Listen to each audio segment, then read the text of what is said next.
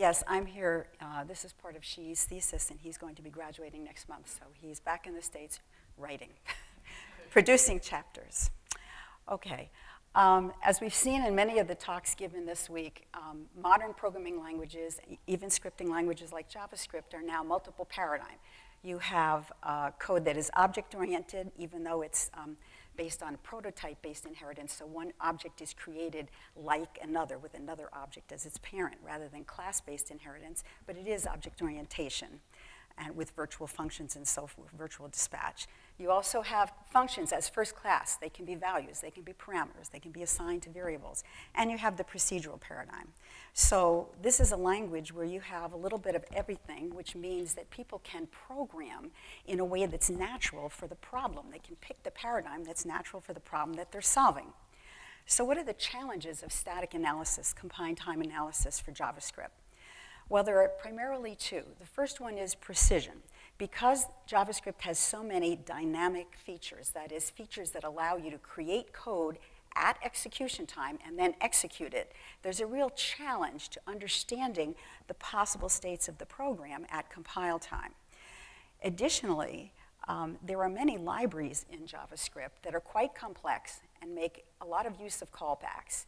And often, static analysis on those libraries is so imprecise that basically the analysis takes too long, okay? Because you're propagating a lot of very imprecise information around the graphical representation of the program. So context sensitivity is a general technique that people have used in static analysis to improve precision. Can I just see a show of hands? People have heard about context-sensitive analysis? Excellent, okay.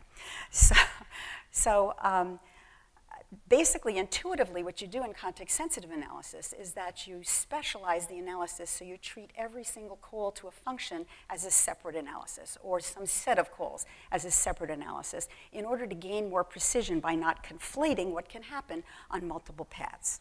So that's the idea. Classically, this was first presented, I believe, in 1981 by Shiyi and Punelli in this classic paper, and there were two main approaches.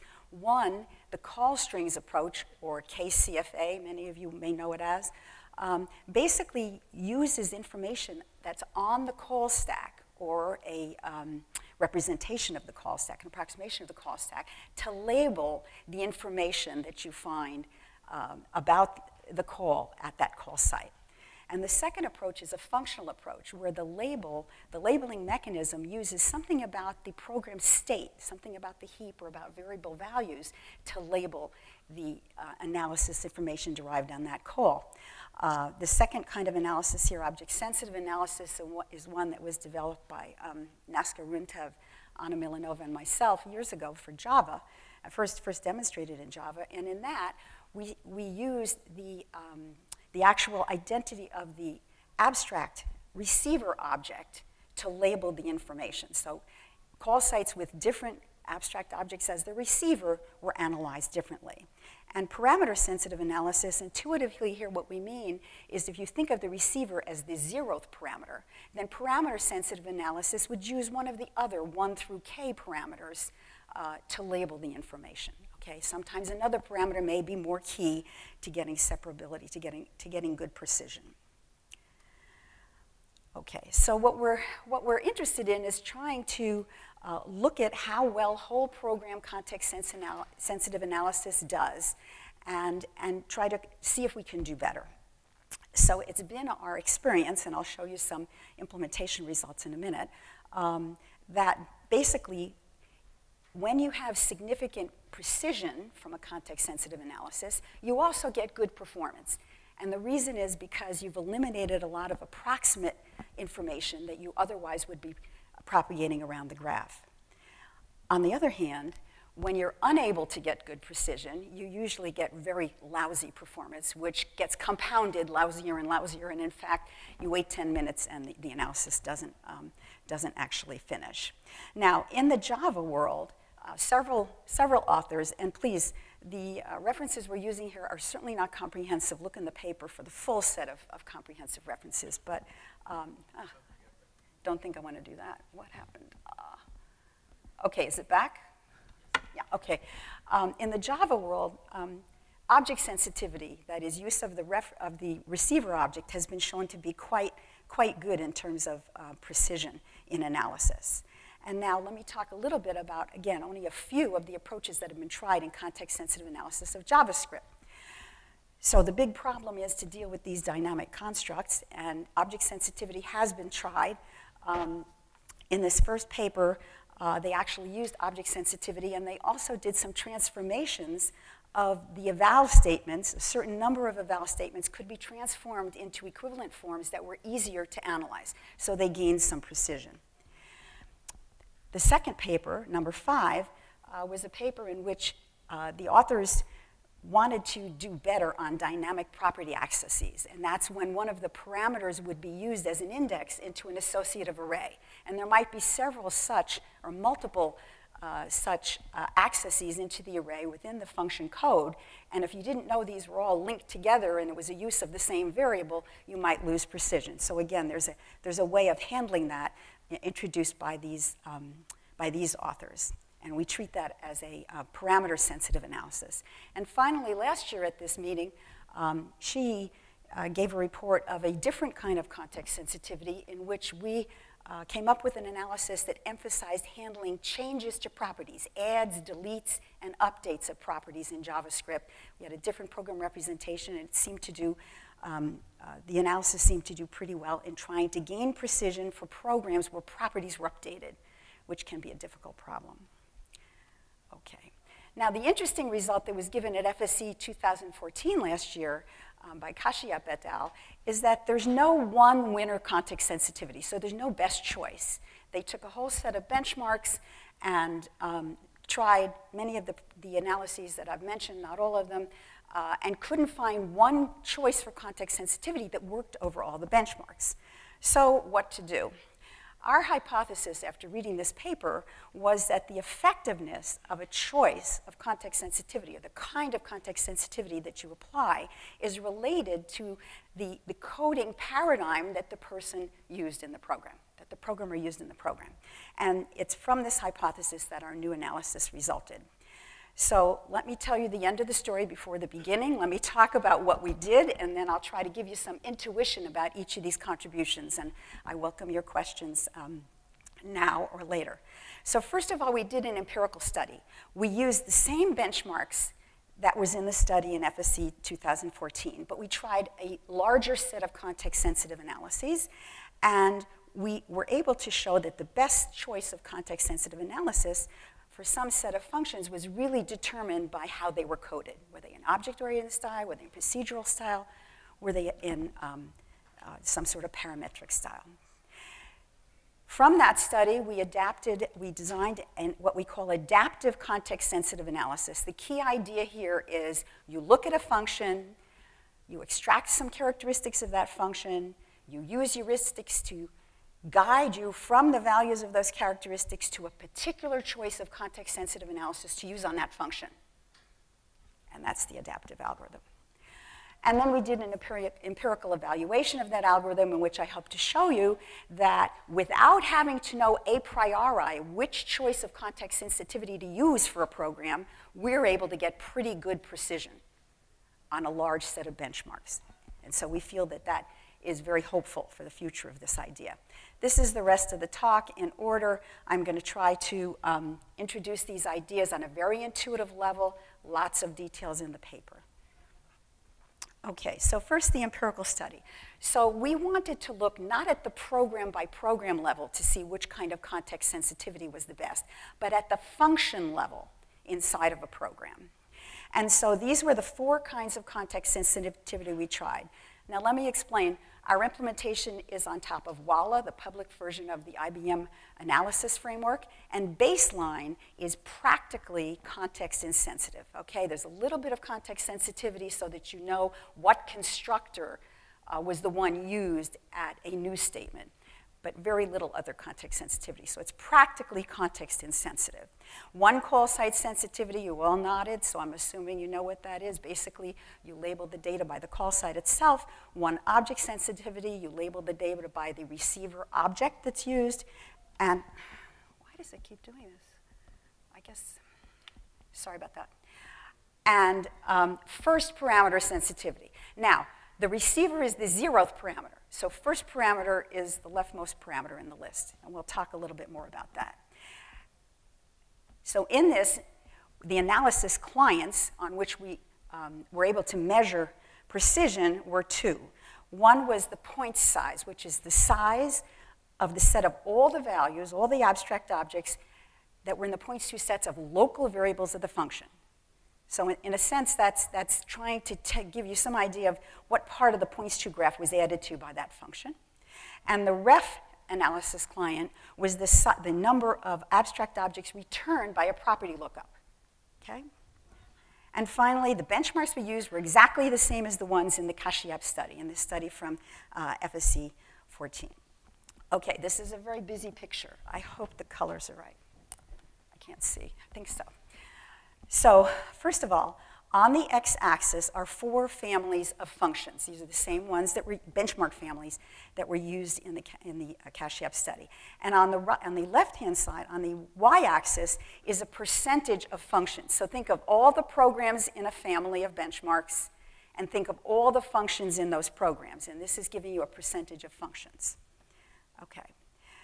So what are the bars? The red bars here, the leftmost bars, tell us the percentage of functions for which the baseline, the hardly context-sensitive analysis, was just as good as any other, which means those are the functions on which context-sensitive analysis didn't help precision. And these are all in terms of the point size benchmark, which turned out to be better to measure precision on, had more variation in precision than the ref benchmark. So everybody understand what I mean by the red ones? So those are the functions where context sensitivity didn't help much. Now, the next bar in line has a dark blue and a light blue section. The dark blue section here are those functions in add-on, for example, the add-on family, where one call site sensitive was equal in performance to one of the other context sensitivity algorithms, either one object sensitive or first parameter sensitive. The light blue version is more interesting. That's where one call site sensitive was better than the other context sensitive algorithms. So if we look across here, we see that add-on and open source, the leftmost family of benchmarks, okay, they seem to not have too many pieces in the colored lowered bars. Okay, whereas the rightmost family has more pieces. Let me keep going. The third bar from the left, the green bar in add-on, are those functions on which one object sensitivity was equal in performance to some other context sensitivity. And you'll notice over here, it's almost all green, but over here in the generated family of benchmarks, there's a lot of black. The black part of the bar is where one object sensitive was better than the other kinds. It's not showing back on the picture. Black and green are both black. Oh, how nice. I apologize, but in the paper, they're not both. They're not both the same. All right, so over here, we have almost 30% black and maybe another 12% green, whereas over here, we have about 25% green. Thank you. I can't really see this. It's sort of looking sideways. Sure. No, good question, very good. No, they don't, because remember, some of the functions have equal precision for more than one of the context-sensitive mechanisms, and so they're all added in. So they are going to add to more than 100%. Thank you. So the thing to notice here, whoops, not good. The thing to notice here is that over here, the light blue does show versus the dark blue, though, right?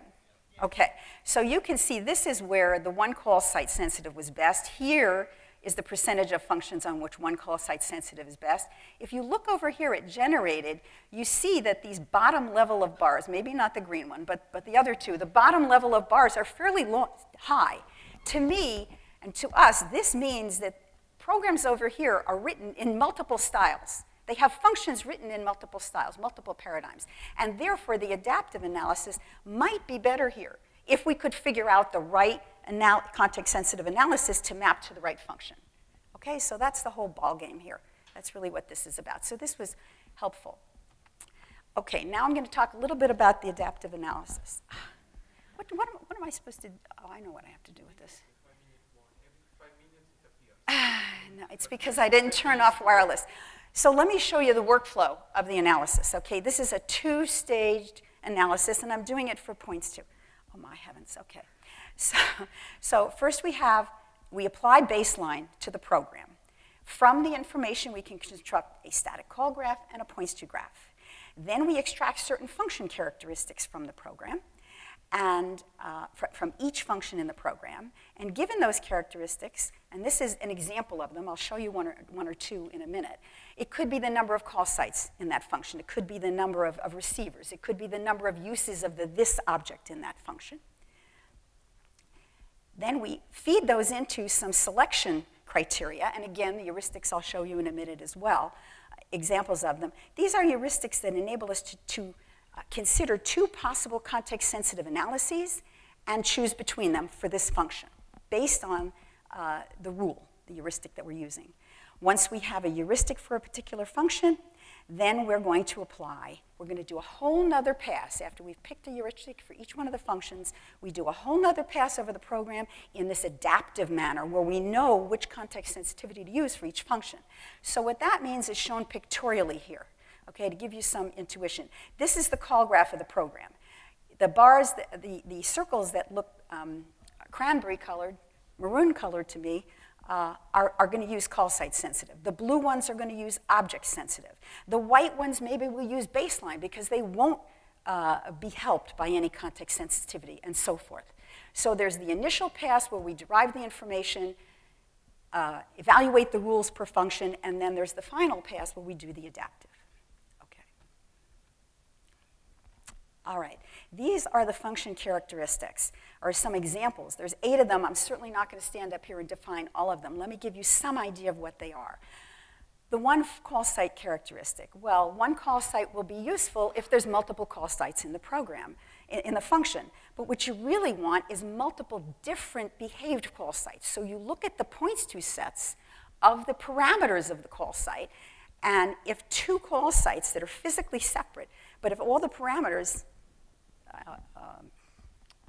basically all first parameters, second parameters, third parameters, and so forth, have equivalence points, same points to sets, then you're not going to get a different analysis. So this is a measure of the number of different call sites on that basis, F2. And similarly over here, for one object sensitive, if there's only one receiver object in all the different calls to the function, then there's no point in using the receiver object context sensitivity because that's not going to be very effective.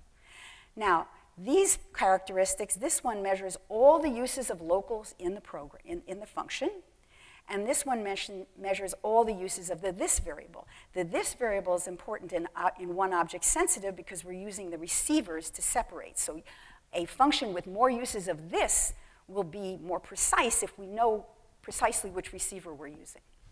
And these are all defined inside the paper. I'm not going to try to do it on the fly here. So then what we do is we derive the heuristics.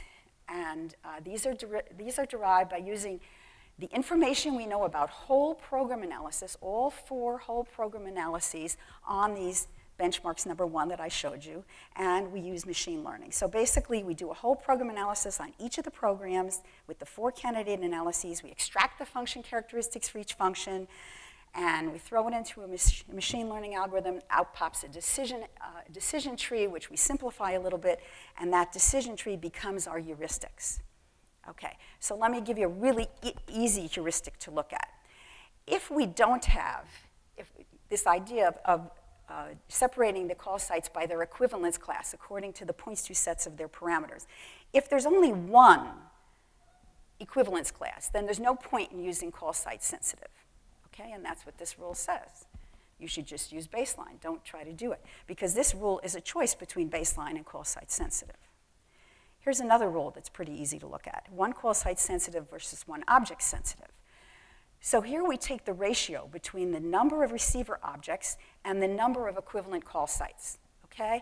And if that's not big enough, that means there are more equivalent, quite a few more equivalent call sites than there are different receiver objects. Then we're going to choose one call site sensitive because that's going to work better. Otherwise, we start looking at uses of the local variables. If the uses of this variable are taken, the ratio is taken between that and this annoying thing. Okay, here we go. Okay. Okay, so this second ratio is trying to figure out how many uses of local variables there are versus uses of receiver objects. If that's too small, again, we choose one call site. Otherwise, we choose one object. So this is the format of the various rules. They're all in the paper that enable us to try to choose, and these were all empirically derived using this decision tree output algorithm. Okay, I'm going to cup over here because I want to finish. Okay, so let me show you the experimental setup because this is this is a little complicated. So first you have to understand what the winner analysis is. So for every one of these families of benchmarks, for every program, we try it with all 4 context-sensitive analyses. And we pick the one that's the best on the maximum number of functions in that program, okay? That's the winner analysis for that program. Everybody together with that? Okay, we use benchmarks 1. I'm going to show you benchmarks 2 in a minute. And let's see what happens. The red, it's red and blue, right? I hope. The leftmost bar, which is red, and the rightmost bar, which is blue. The red bars show you what the winner analyses did on these programs, okay? So this is basically the sum or the percentage of the functions for each winner analysis on the programs in the family add-on. And the blue shows you the percentage of functions that add-on did best in these same programs. So you see that higher is better. You want to be best on a higher percentage of the functions. Higher is better. But the point is, the red bars required you to know a priori which analysis to employ. The blue bars are figuring it out, okay? And so what we have here is really very good performance. The adaptive analysis gives similar precision on these 2 families of functions. On this one, this is really only about 5% different. And over here, in the program that had lots of multicolored bars before, where there's multiple paradigms in the programs in this family, it's doing much better because it's able to specialize the analysis to the kind of programming that's going on. Okay, and the big thing is that we don't have to know a priori which one to choose, okay? So this looks as though we have a result here that says that what we've done really has some promise. So in order to convince you further, here are the newer benchmarks. These are all libraries, JavaScript libraries that we can run. And so each one of these bars represents the percentage of functions for this program on which one call site, the leftmost is one call site was the winner. The next one is one object sensitive was the winner. The next one is first parameter was the winner. And the rightmost bars, the blue ones, are the percentage of functions for programs for this program on which adaptive was the winner. Okay, so obviously here the 2 blue bars are higher. Higher is better. Okay, so we did better on those. Even on the ones where we do a little bit worse or just a little bit better, the point is we don't have to know a priori which one to choose. And if we make the wrong choice on a whole program, context-sensitive analysis, the precision can really be horrible. Okay? And that's the whole point. All right. So, in conclusion, we think we have a really interesting idea here for an adaptive context-sensitive analysis. And the key thing is to use the granularity of a function. Okay? Select a particular kind of context sensitivity that fits the coding style of a function. It's based on heuristics, yes, so clearly we have to test a lot more data before we can claim that we've actually shown it works, but we think it's very promising. And the experimental results seem to show that the adaptive analysis is really more precise than any other single choice that we could have made, and that's consistent with previous work. Future work, we have a lot of ideas. We'd like to try some combinations of context sensitivity and see if that's interesting. We'd also like to try other clients of points to analysis because the precision would vary with the client. And we'd also you'll notice I kind of slid in here. I said in the beginning, there's two big problems with analysis of dynamic languages. I will finish. One problem is precision, and this work has attacked precision as a problem. The other, I know it's reminded me, the other problem is scalability. And this hasn't really addressed the scalability issue, but we're doing other work now that is addressing that issue. And this is a hokey bird from Virginia Tech, and I welcome your questions. Thank you. Okay, we have time until the next login pop-up. Oh. You don't need me for questions, so we have two questions. Thank you, Barbara. Thanks. For a very nice talk.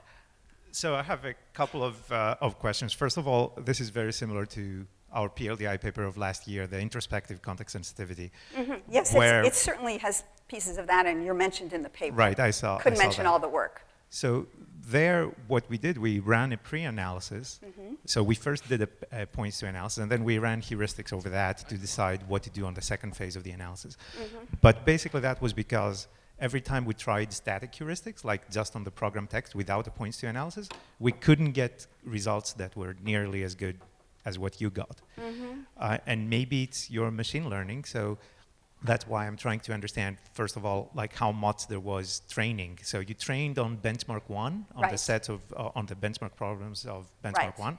It could also be JavaScript versus Java, for instance. Could be other reasons why we never had success with something like that, and we needed to do a full analysis in the first So personally, stage. I think JavaScript versus Java is a big piece of it. I really do, because the languages, are really, in the JavaScript, I think there's much more variety in the coding style. That's my own intuition. I think the second thing is that the baseline analysis is really very cheap. It turns out that nobody asked me this, but I'll work it in. The adaptive analysis, it says in the paper, is only about, the performance is much better, actually, than any of the whole program analyses. It beats it by about 20%, any one of the whole programs, on average across the programs. And also, the original, we don't even double the time by using the two-stage thing. It's more like 1.6 or 1.7 the time to do the baseline and then do the adaptive. I mean, in this language, the dynamic constructs are so difficult. And that's really what's hitting the scalability stuff. And so this is a static analysis. As you know, we also have a blended dynamic static, which I would like to try this idea with. I think it would really be a killer if we could do the two things together. Right. But I have to let my student out, Okay. I think there was another question. So you're running the analysis statically, right? Yes. So why is so important that you don't need to know a priori which analysis to use? Couldn't you just try them all? Or why is so important that you discover which analysis to use to each particular part of the program? So I think the point is if you're there's a cost involved in running 4 different analyses and then choosing the best one. That's one piece. And the second piece is what we can do is we can specialize the analysis per function, and none of the whole program analyses can do that. And so those are the 2 gains that I see. And remember what I said in the beginning. If you can get a more precise analysis, it usually ends up being faster because you get rid of the propagation of a lot of the approximate information. So it's it seems like a contradiction because you're doing more work and the worst case bound gets higher, blah, blah, blah, blah. But in practice, it runs faster. Does that make sense? Yeah. Okay. Other questions? Okay, one last question, very quick actually. We can talk after too, Giannis. Yeah, we should talk after. Sure. But my one objection here would be the choice of analysis, because at least in Java, I would not call either one call site or one object sensitive good analysis. I understand what you mean. You'd go up higher to two CFA or two in one object, I would definitely have a context-sensitive heap. I would say one object plus heap sensitivity, because otherwise you gain very little from one object. This is a proof of concept. We had to, I didn't mention it, but we had to code several of these analyses in Wallace. So there's a certain amount of, effort you want to put in before you know whether or not it's actually going to work. So yes, it would be very interesting to do higher order. in these analyses for sure. Okay, let's thank the speaker again.